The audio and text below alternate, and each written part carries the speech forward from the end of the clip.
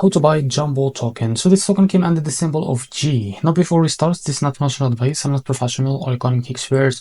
So before investing in any crypto that you find on my channel, please do your own research. And also, as you can see, before going on buy this token, make sure to check the TheRichTech account and keep following the updates about this token.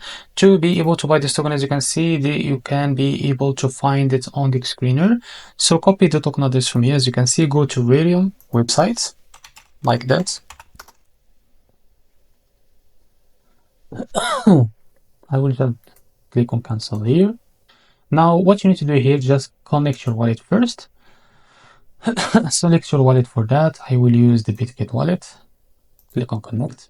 Now if you don't find the token here, go back to the screener on that token page, copy the token address from here. As you can see, click here, make sure to select the Solana as a network, copy the token address here. As you can see, this is our token here. Click on plus, click on it, and you will be able to see it here.